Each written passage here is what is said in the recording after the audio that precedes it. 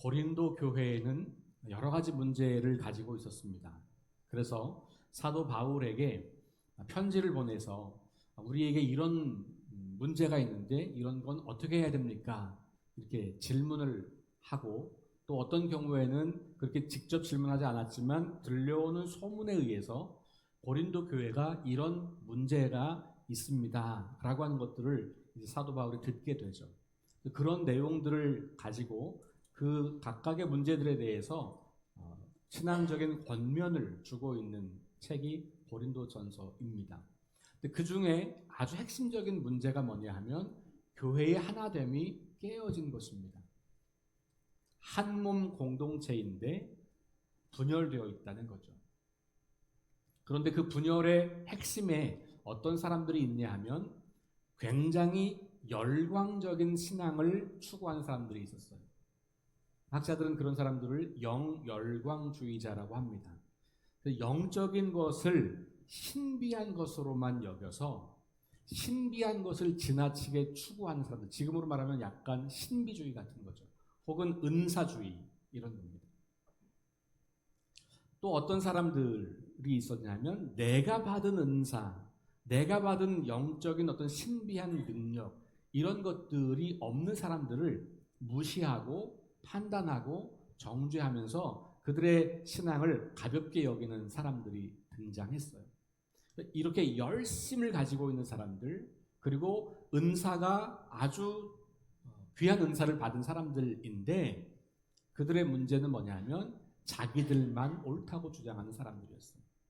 그리고 자기들이 받은 은사를 받지 않았으면 무시하고, 내가 하는 열심이 없으면 무시하고, 나처럼 하지 않으면 무시하고, 판단하고 정죄하는 사람들, 이들이 교회를 갈기갈기 찢어 놓았다는 것이죠. 바울은 그래서 여러 가지 문제들을 다루면서도 특별히 은사 이야기를 아주 중요하게 다룹니다. 그게 오늘 13장 읽은 바로 앞에 나오는 12장, 그리고 13장 뒤에 나오는 14장, 이 이야기들은 은사에 대해서 굉장히 많은 이야기를 해요. 그런데 바울이 하고 싶은 이야기는 그런 은사들을 너희들이 잘 활용해서 교회 공동체를 잘 세워야 한다라는 이야기를 하는 겁니다. 다시 말하면 은사는 자기를 자랑하거나 드러내기 위해서 주시는 것이 아니라 공동체를 하나 되게 세우는 데 필요한 것으로 쓰라고 주시는 거다, 그런 이야기를 하는 거예요. 12장에서 그런 이야기를 많이 하고 있습니다. 12장 7절 말씀을 보면 이렇게 되어 있습니다. 각 사람에게 성령을 나타내심은 유익하게 하려 함이라. 지금 우리 개역개정은 유익하게 하려 함이라 이렇게 번역을 해서 이게 정확히 뭘 말하는지가 잘 드러나지 않지만 대부분의 영어 성경과 우리 표준 새번역과 또 새번역, 또 최근에 다시 번역된 새한글 성경이 있어요. 이 성경에서는 공동의 이익을 위하여 이렇게 번역합니다. 이 공동의 이익이라는 건 뭐냐 하면 은사는 나를 위해서 주시는 게 아니라는 말이에요. 공동, 이 말은 교회 공동체를 말하는 거죠. 그러니까 은사를 가지고, 그 은사가 무엇이든지 간에 그 은사를 가지고 교회를 잘 세우고 연약한 지체들을 세워주고 사람들을 사랑하고 돕고 이 교회를 한 몸으로 지키는 데 사용하라고 우리에게 성령의 은사를 주셨다는 겁니다. 그러니 그 은사를 가지고 엉뚱하게 사용하게 되면 그것은 그 은사를 가지고 하나님의 나라를 이루는 게 아니라 자기 왕국을 만들게 되는 거죠. 이게 비단 고린도 교회만의 문제가 아니라 오늘날에도 동일하게 벌어지고 있는 교회 안에서 매우 심각한 문제 중에 하나가 아닐 수가 없습니다. 자, 그리고 나서 이 12장에서 뒷부분에 가면 몸의 비유를 들어서 교회가 한 몸 공동체고 각각의 그리스도인들은 몸에 붙어있는 지체라고 이야기를 하면서 어떤 지체가 다른 지체를 비난할 수 없다. 손이 발더러 야 너 물건 못 짚지, 아유 바보 멍청이, 넌 필요 없어. 이럴 수 없잖아요. 그런 이야기들이 이 성경에 쭉 기록되어 있어요. 그래서 각각의 지체는 각각의 고유한 은사와 필요에 따라서 그 몸을 구성하고 있는 부분이기 때문에 그 부분이 다 모여서 온전히 하나가 될 때 그 몸이 건강한 몸인 것처럼 교회가 예수 그리스도를 머리로 하는 몸이고 우리 모두는 그 몸에 붙어 있는 지체여서 쓸모없는 존재가 없다는 거예요. 내가 보기에 저 사람은 아무것도 안 하는 사람 같아도, 내가 보기에 저 사람은 별 은사가 없는 것 같아도, 내가 보기에 저 사람은 교회에 별로 기여하는 게 없는 것 같아도 그리스도의 몸인 교회 안에 속해 있다면 그 모든 사람들은 가치가 있고 의미가 있는 거죠. 이게 세상 나라와 교회가 다른 거예요. 세상 나라는 그의 능력과 그의 재능과 그의 외모와 그의 재산 유무를 가지고 그 사람의 필요성을, 그 사람의 가치를 결정합니다. 교회가 만약 그렇게 한다면 교회의 이 길을 포기한 거예요. 교회는 세상의 그 모든 것과는 완전히 반대되는 하나님의 나라를 드러내는 공동체이기 때문에 그것이 불가능해야 하는 공동체예요. 근데 교회가 조직이 되어버렸기 때문에 그렇게 된 거예요. 교회를 공동체로 이해하지 않고 조직으로 이해하면 세상의 그 원리가 그대로 적용이 되죠. 일 잘하는 사람, 열심히 하는 사람, 돈 많이 내는 사람이 힘을 가지게 돼요.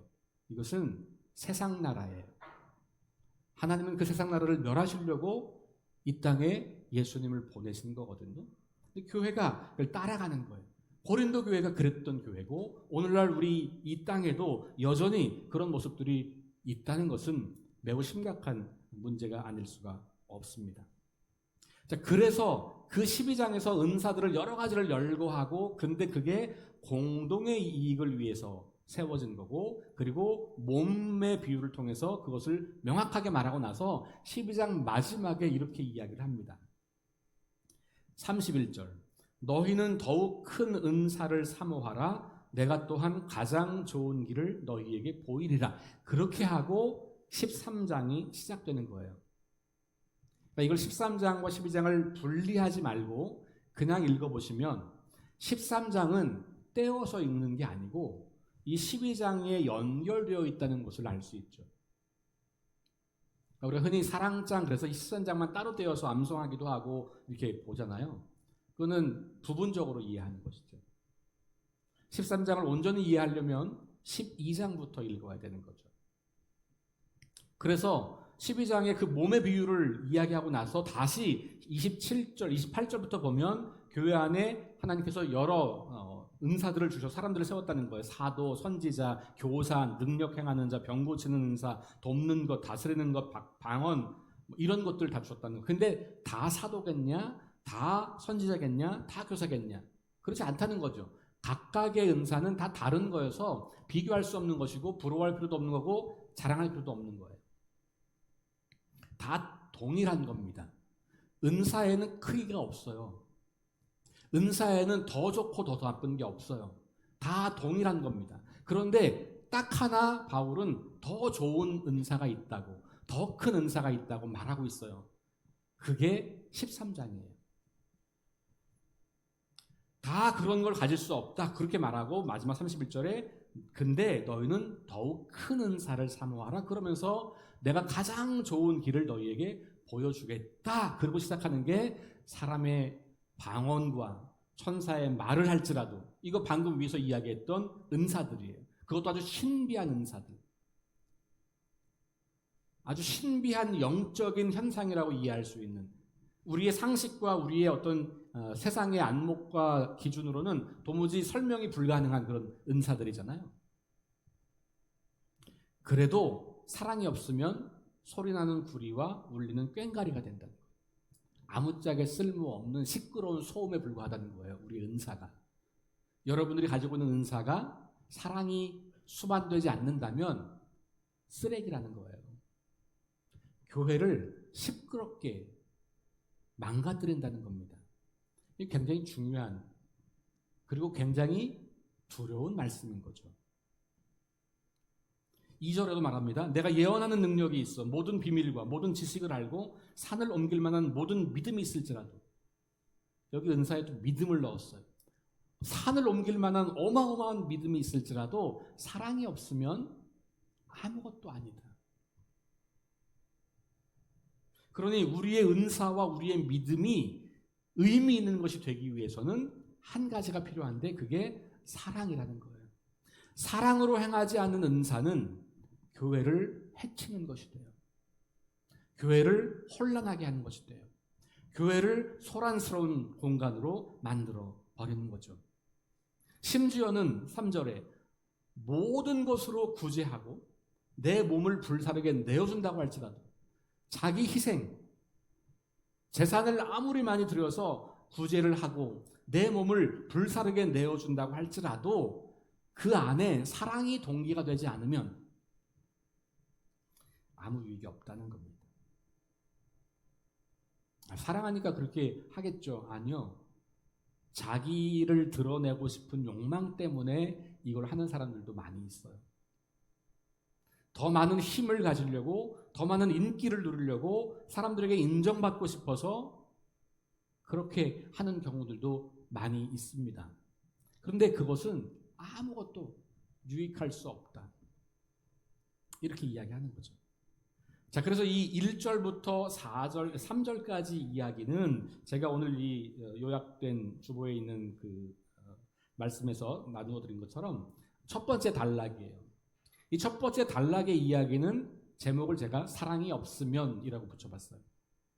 1절부터 3절은 사람들이 부러워할 만한 은사와 능력이 있다고 할지라도, 자기 스스로도 교만하여질 만큼 큰 은사와 능력과 믿음이 있다고 할지라도 사랑이 없으면 아무것도 아니다. 의미 없다. 시끄러움을 유발하는 것에 불과하다라고 말하고 있는 겁니다. 우리는 어떻습니까? 우리의 은사와 우리의 역할과 우리의 충성에 사랑이 포함되어 있습니까? 아니면 우리가 열심히 하고 우리가 큰 은사를 받았고 내가 어떤 역할을 감당하는 것 때문에 그렇게 하지 않는 다른 사람들을 향하여서 비난과 질책과 평가와 판단만 남아 있습니까?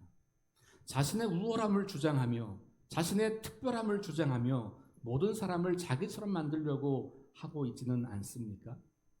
하나님께서 각기 다른 은사와 역할을 주신 것을 인정하지 않고 다른 사람이 자기처럼 하지 않는 것 때문에 화가 나고 자기가 하는 일에 관심 없는 것을 불편해하고 비난하고 있지는 않은지요. 여러분 명심하십시오.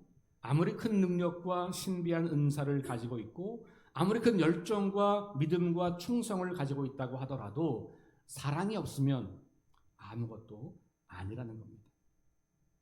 그리고 나서 사랑이 뭐냐를 4절부터 7절까지 이야기합니다. 이 두 번째 단락의 제목은 사랑은 이라고 붙여볼 수 있을 것 같아요. 좀 어렵게 붙이면 사랑의 본질, 사랑의 모습 이렇게 붙일 수가 있겠죠. 사랑은 뭐냐? 제가 이 말씀을 너무 유명한 말씀이어서 이미 다 알고 있는 말씀이잖아요. 우리가 노래로도 부르는, 교회 안 다니는 사람들도 여기 단락은 한 번쯤은 들어봤을 만큼 유명한 본문이란 말이죠. 근데 이걸 제가 다시 쭉 보니까 우리가 평소 생각하는 사랑과는 사뭇 다르다는 것을 제가 알게 됐어요. 우리는 보통 사랑 그렇게 말하면 뜨거운 감정, 설레고 떨리는 마음 상태를 생각해요. 사랑이 우리 마음에서 막 이렇게 뭐가 동하는 것. 근데 오늘 여기 4절부터 7절에 나와 있는 이 사랑과 관련된 단어들에는 단 하나도 그런 마음 상태가 나와 있지 않습니다. 여기 나와 있는 단어들은요, 성품이에요. 성품. 조금 다르게 표현하자면 매우 강력한 의지예요. 감정이 아니라 의지. 사랑은 자연스럽게 우러나오는 감정이 아니라는 거예요. 우리 그런 말 많이 하죠. 내가 저 사람 어떻게 사랑할 마음이 안 생겨요. 저런 사람을 어떻게 사랑해요? 마음이죠. 감정. 저 사람 얼굴 보면, 저 사람 하는 꼴을 보면, 저 사람이 나한테 한 짓을 생각하면 내가 어떻게 저 사람을 사랑할 수 있어요? 이 뭡니까? 마음, 감정. 근데 여러분, 오늘 본문에는 그런 마음과 그런 감정이 아니라 강력한 의지, 그것도 그런 마음과 반대되는 의지들이에요.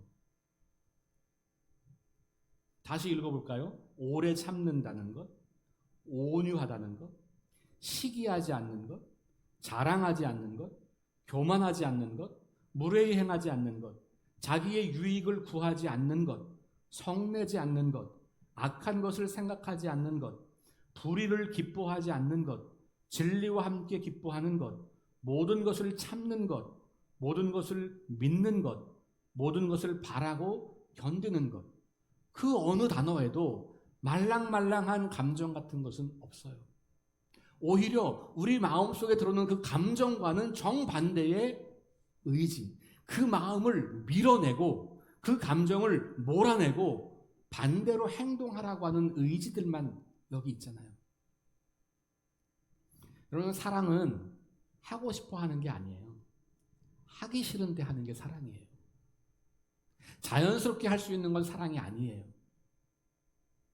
자연스럽지 않지만 하려는 게 사랑이에요. 그게 성경이 말하는, 특별히 고린도전서 13장이 말하는 사랑이에요. 그리고 그것이 거슬러 올라가면 하나님이 우리를 향해서 하신 사랑이잖아요. 우리가 사랑스러워서 사랑하시는 게 아니잖아요. 우리는 하나님을 늘 배반하고 하나님을 거역하고 하나님을 떠나려고 해요. 하나님 없이 내 왕국을 만들려고 해요. 내가 내 삶의 주인인 것처럼 그렇게 살아가려고 해요. 그런데 그럴 때 하나님께서 우리를 사랑하셔서 예수 그리스도를 보내주셨다. 그러잖아요. 하나님의 사랑은 그냥 우리가 이렇게 막 태어난 아기를 보면 그냥 막 기분 좋고 막 사랑스럽고 그렇게 우리를 보시는 게 아니라니까요. 그렇게 보셨는데 얘가 자라면서 어느 날 당신은 더 이상 내 아버지가 아니에요. 당신은 더 이상 내 어머니가 아니에요. 내 인생 내 맘대로 살 테니까 놔두세요. 그러고 그냥 나가버린 거예요. 그 아들을 바라보고 있는 아버지. 사랑스럽지 않잖아요. 그런데 그 아들을 사랑하려고 의지를 가지고 끝없이 사람들을 보내서 끝없이 누군가를 통해서 여전히 내가 너희를 사랑하고 있고 기다리고 있다고 말씀을 전해주신 분이잖아요. 그것도 안 되니까 어떻게 해요? 아들 예수님까지 우리에게 보내셨단 말이죠. 자연스러운 사랑 아닙니다. 그래서 바울은 로마서에서, 제가 오늘 기도할 때도 그 표현을 썼지만, 로마서에서 보면 우리가 아직 죄인 되었을 때에 하나님께서 우리를 사랑하셨다. 우리가 아직 연약할 때에 그 아들 예수께서 십자가 달려 죽으심으로 우리를 향한 하나님의 사랑을 확증해 보이셨다. 우리가 하나님과 원수 되었을 때, 그때 하나님께서 풍성한 사랑을 베푸셔서 우리에게 예수 그리스도를 보내셨다. 이런 표현들을 하고 있잖아요. 그게 성경이 말하는 사랑이라는 거죠. 오랜 시간에 걸쳐서 연습하고 훈련해야 하는 성품이에요. 그럼 성품은 훈련이 필요한 겁니다. 훈련이 필요하다는 말은 잘 안 된다는 걸 전제하는 거예요. 잘 되는 건 훈련이 필요 없잖아요. 그렇죠? 우리 나쁜 생각 품는 거는 훈련이 필요 없어요. 저절로 우리 안에 생겨요. 우리 안에 여전히 죄성이 묻어있기 때문에. 남을 미워하는 마음 훈련하지 않아도 돼요. 그냥 생겨요. 근데 사랑하려고 하는 것은 훈련하지 않으면 안 되죠. 온유하게 살려고 하는 거 훈련하지 않으면 안 되죠. 오래 참는 거 훈련하지 않고는 불가능한 일이에요. 이런 것이 사랑과 관련이 있다는 겁니다. 그러니까 오랜 시간 걸쳐서 끊임없이 연습하고 훈련해서 형성할 수 있는 성품 혹은 행동의 습관 이런 것과 관련이 있어요. 그래서 우스갯소리는 아니지만 그냥 되게 가볍게 썼던 표현 중에 사랑은 명사가 아니라 동사다 이런 표현이 있어요. 사랑은 움직이는 거야 이렇게 하면서 원래는 이상한 의도로 쓴 거지만 저는 그거 맞는 것 같아요. 사랑은 마음속 상태가 아니고 움직여지는 거. 내 몸을 움직여서 끊임없이 누군가에게 어떤 행동을 하는 것과 관련이 있는 것이지요. 자, 그리고 오늘 말씀을 보면 재미있게도 계속해서 뭘 하지 않는다 이렇게 표현한 게 많아요. 시기하지 않는다, 자랑하지 않는다, 교만하지 않는다, 무례행하지 않는다, 자기 유익을 구하지 않는다, 성내지 않는다, 악한 것을 생각하지 않는다, 불의를 기뻐하지 않는다 등이죠. 근데 이거 잘 생각해 보면 이런 것들이 내가 이걸 안 하려고 의식하고 노력하지 않으면 너무 쉽게 되는 것들이에요. 그렇지 않습니까? 시기하는 마음 너무 쉽게 들어오잖아요. 나한테 조금만 뭔가 서운함이 있어도 우리는 시기심이 들어오게 되죠.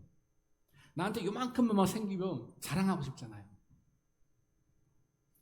조금만 뭘 잘하고 나면 교만한 마음이 들잖아요. 내가 힘이 있을수록 사람들에게 무례하게 행하기가 쉽잖아요. 우리는 어떻게든지 나한테 이로운 것, 나의 유익을 구하며 살잖아요. 조금만 마음에 들지 않아도 화를 내잖아요.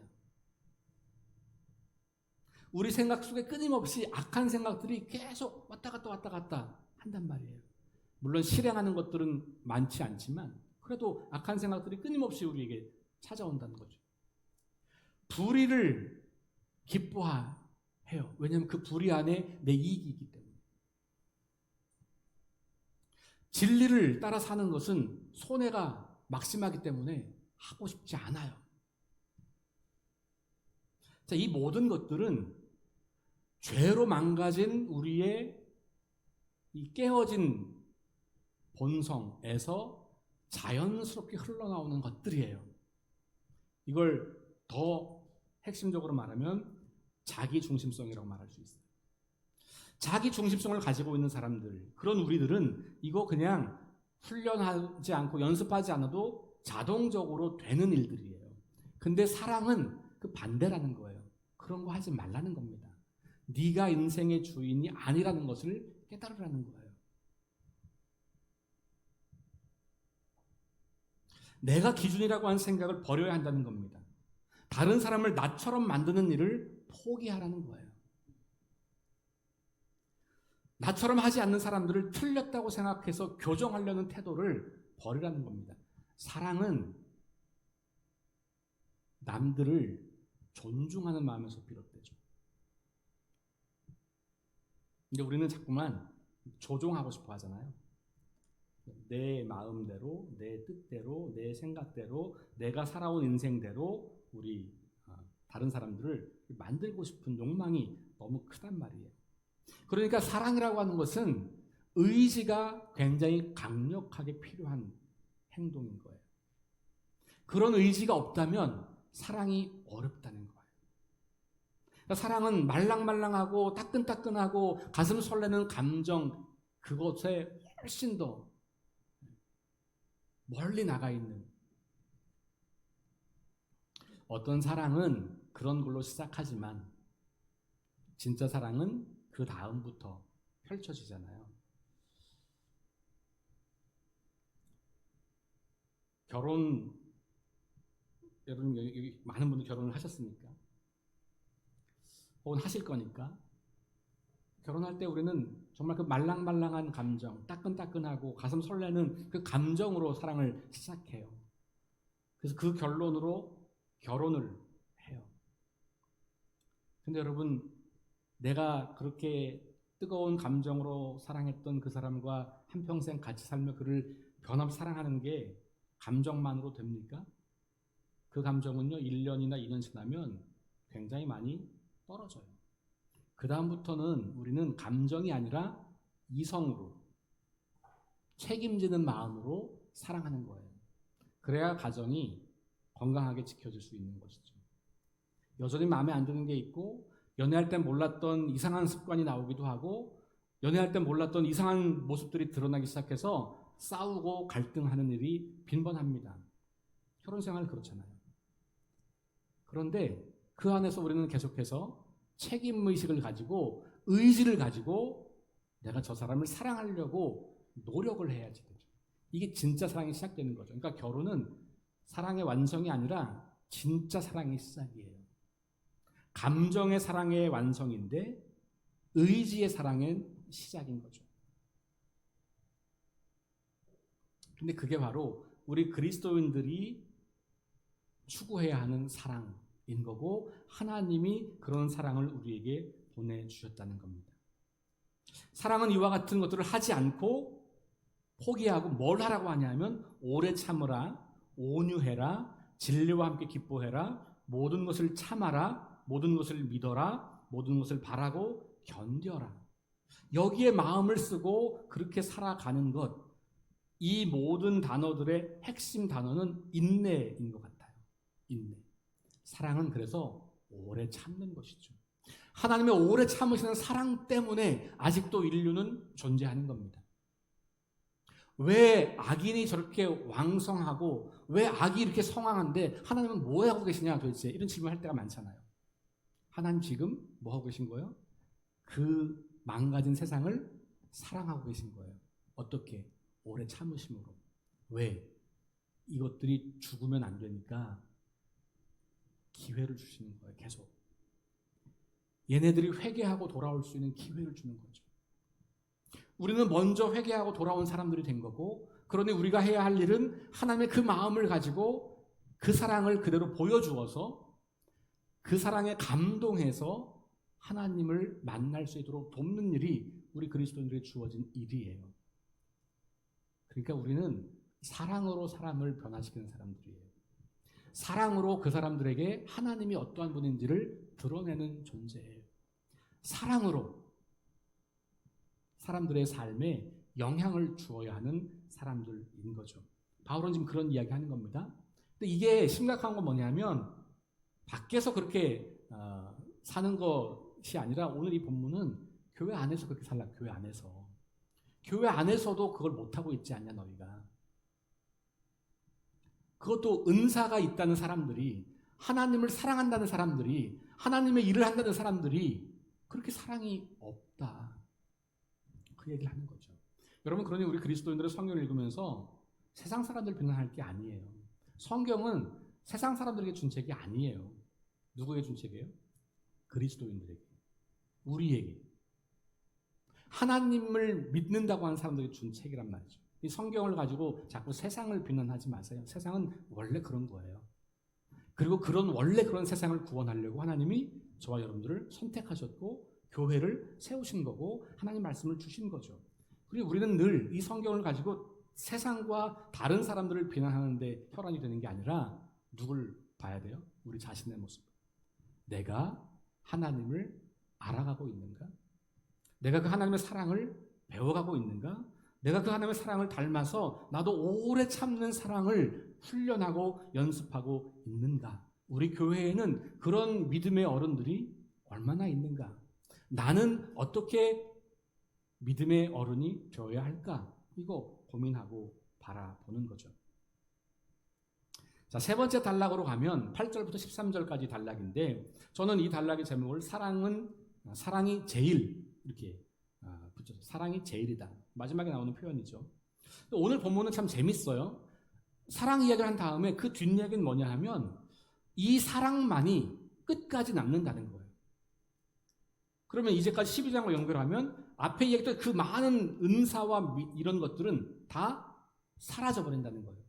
이건 다 부분적인 거고 불완전한 것이어서 이 땅에서는 필요하지만 하나님 나라가 도래하면 다 필요 없는 것들이에요. 근데 사랑은 마지막까지 존재하는 것이에요. 그런 이야기를 하면서 그러니까 사랑이 제일이다. 믿음, 소망, 사랑은 늘 함께 있는데 그 중에 제일은 사랑이다. 왜 사랑이 제일일까 생각해 보니까 믿음과 소망은 사랑으로 드러나는 거예요. 우리가 믿음이 있다는 게 뭘로 드러납니까? 교회 일 열심히 하는 걸로 드러나는 게 아니고요. 사랑이 얼마나 깊어지느냐. 내 사랑이 어디까지 갈 수 있느냐.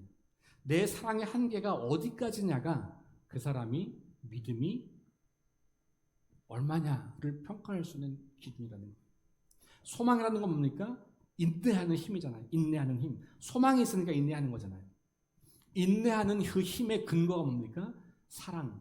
하나님의 그 사랑. 그러니까 결국은 믿음, 소망, 사랑이 항상 함께 있을 것인데 그 중에 제일이 사랑이다라고 하는 것은 믿음과 소망이 결국은 사랑을 통해서 드러난다는 말이고, 뒤집으면 사랑이 없다면 믿음과 소망도 존재하기가 어렵다는 이야기를 하고 있는 거죠. 그러면서 바울이 뭐라고 말하냐면 우리가 주님이 우리를 알듯이 우리가 주님을 온전히 알게 된다, 이렇게 표현을 하고 있어요. 그때가 되면. 그러니까 우리가 사랑 하나 가지고 주님을 온전히 알게 되는 거예요. 하나님을 알아가는 방법, 하나님을 배워가는 방법, 하나님을 더 깊이 알아가는 것은 우리가 얼마나 사랑의 삶을 살 수 있느냐와 관련이 있다라고 하는 이야기로 정리가 됩니다. 근데 이 사랑은 원수까지도 사랑하는 것으로 사실은 연결되는 거죠.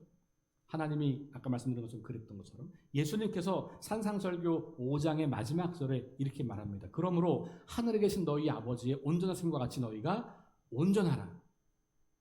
마태복음 5장 48절이에요. 하늘에 계신 너희 아버지가 온전하심과 같이 너희도 온전하라. 자, 오늘 말씀은 너희가 주님을 온전히 알게 된다. 온전이라고 하는 말이 등장한단 말이죠. 이 마태복음 5장에서는 예수님께서 구약의 계명들을 재해석하는 단락이거든요. 살인하지 말라, 너가 그렇게 들었지? 근데 바보라 그러면 그도 살인하는 거야. 입으로 사람 죽이는 거야. 말 조심해야 돼. 이런 말 시작하는 거고. 간음하지 말라 이렇게 들었지? 2번 쳐다보면 간음하는 거야. 이렇게 해석해 주는 본문들이 쭉 이어지면서 마지막에 너희가 이웃을 사랑하고 원수는 미워하라는 말을 들었지? 근데 내가 말하는데 원수도 사랑해야 돼. 이 말씀이 그 바로 앞에 나와 있는 거예요. 그러면서 하나님께서 해를 선인과 악인에게 다 비춰주시고 비를 의로운 자와 불의한 자에게 다 내려주신다. 하나님의 은혜는 모든 사람에게 공평하다는 거잖아요. 그러면서 너희가 형제만 사랑하면, 그러면 그거 이방인도 하는 거고 누구나 하는 거지. 너희는 하나님 나라 백성이잖아. 그러니 너희는 원수까지도 사랑해야 하는 거야. 이렇게 말한 다음에 그러므로 하나님의 온전하심과 같이 너희가 온전하라, 이렇게 말하는 거죠. 그러니까 이 온전함은 뭡니까? 원수까지도 사랑하는 그 하나님의 사랑을 닮아갈 때 우리가 온전해진다는 거고, 그것이 바로 오늘 바울이 말하는 주님을 온전히 알게 되는 것. 우리가 이 땅을 살아가는 동안은 그 온전함에 이르기가 어렵겠지만 주님 다시 오실 때 그것이 우리가 온전해진다고 이야기하는 거죠. 그럼 우리는 그 길을 계속해서 향해서 걸어가는 거죠. 그러니까 오늘 말씀에도 어린아이와 같을 때가 있고 장성할 때가 있다고 말하잖아요.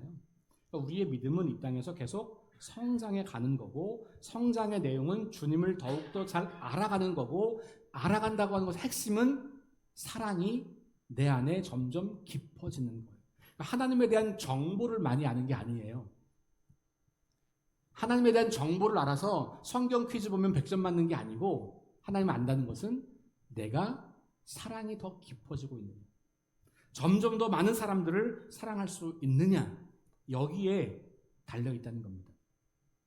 교회는 무엇보다도 하나님을 알아가고 닮아가며 하나님의 온전하심에 이르는 일, 즉 원수까지도, 하나님을 모르는 사람들까지도, 아니 심지어 우리를 공격하고 박해하는 사람들까지도 사랑하려고 하는 일에 힘쓰는 사람들의 모임, 그 사람들의 공동체인 거죠. 우리가 이 땅에서 잠시 선물로 받아 공동체를 건강하게 세우는 데 필요한 은사들은 결국은 사라지고 말 것입니다. 그러나 사랑은 주님 나라가 완성된 이후에도 여전히 남아있을 것이며 그 사랑은 우리를 더욱 온전한 그리스도인으로 성장시켜주는 힘이자 우리가 온전한 그리스도인인지 아닌지를 가늠하는 선명한 기준이 된다는 것을 기억할 필요가 있습니다. 2025년 매일 말씀을 묵상하는 시간을 통해서 무엇보다도 하나님을 더욱더 잘 알아가시기를 바랍니다. 하나님은 모든 사람을 사랑하시는 분임을 더욱 깊이 깨닫기를 바랍니다. 원수되었던 우리를 위해서 아들을 내어주신 측량할 수 없는 사랑 그 자체이심을 배우기 바랍니다. 하나님이 우리를 사랑하기 위해서 얼마나 오래 참으시는 분인지, 우리가 배반하고 반역을 해도 포기하지 않고 우리를 사랑하시는 분이라고 하는 것을 점점점 알아가시면 좋겠습니다. 그리고 그 사랑을 알아가면 알아갈수록 우리도 그 사랑이 우리의 삶의 흔적이 되고 우리의 삶의 옷이 되고 우리의 삶의 습관이 되어서 자기 중심성을 버리고 용납하고 용서하고 사랑하는 일이 일상적인 일이 되는 거예요. 그래서 이 교회만 오면 세상 어디에서도 용납될 수 없는 사람들이 용납되고 환영받고 함께 하나님의 나라 백성으로 변해가는 그 놀라운 축복을 누리는 그런 교회가 되면 좋겠습니다. 사랑이신 하나님을 배우고 그 사랑을 연습하는 한 해가 될 수 있기를 주의 이름으로 축원합니다.